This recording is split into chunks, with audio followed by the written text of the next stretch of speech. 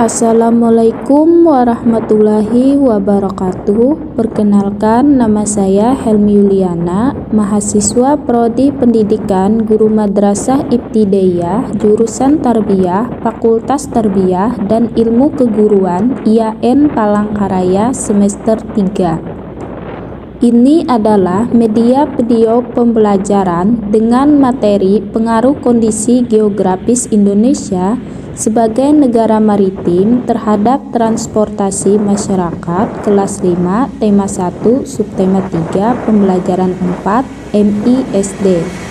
Merupakan tugas individu pada mata kuliah Media dan Sumber Belajar MISD dengan dosen pengampu Muhammad Sabrina MPDI.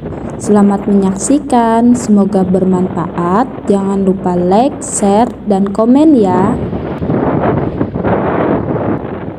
Tujuan pembelajaran pengaruh kondisi geografis Indonesia sebagai negara maritim terhadap transportasi masyarakat.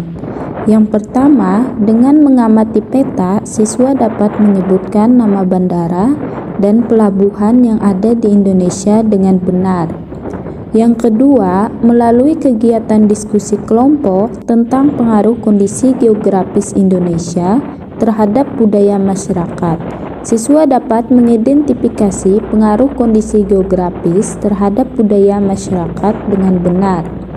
Yang ketiga, melalui kegiatan diskusi kelompok tentang pengaruh kondisi geografis Indonesia terhadap budaya masyarakat, siswa dapat melaporkan hasil pengamatan tentang pengaruh kondisi geografis Indonesia terhadap budaya dan transportasi masyarakat dengan percaya diri.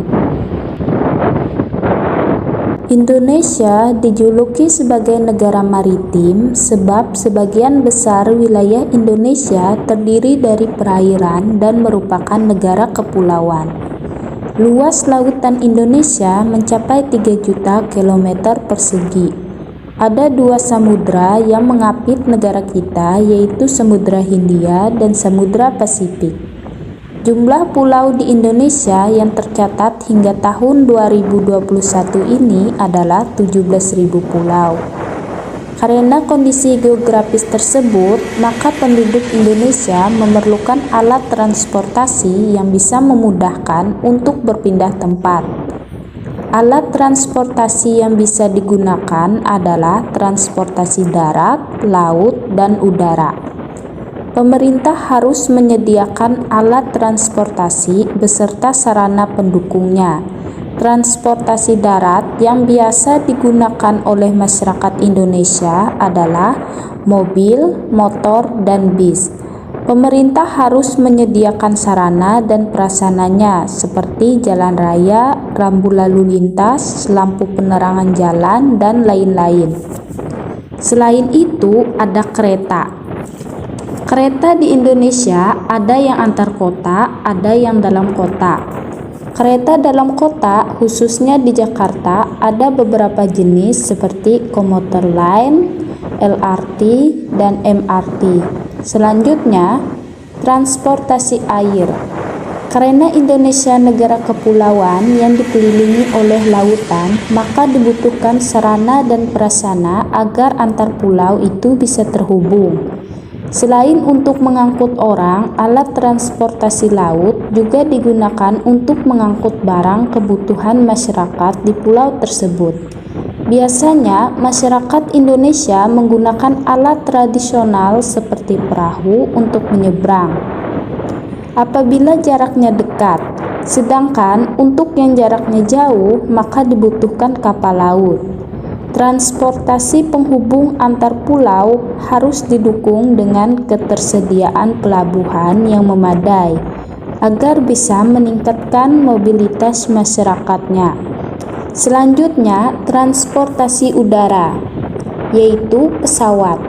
Penggunaan pesawat sebagian modal transportasi penghubung antar pulau harus didukung dengan sarana pendukung seperti bandara atau lapangan udara. Fasilitasnya juga harus dipenuhi untuk pulau-pulau besar dan kota-kota besar dibangunlah bandara yang mampu menampung pesawat-pesawat besar dan banyak. Sedangkan di pulau-pulau kecil dibangunlah lapangan udara yang hanya mampu menampung pesawat-pesawat kecil atau pesawat-pesawat perintis.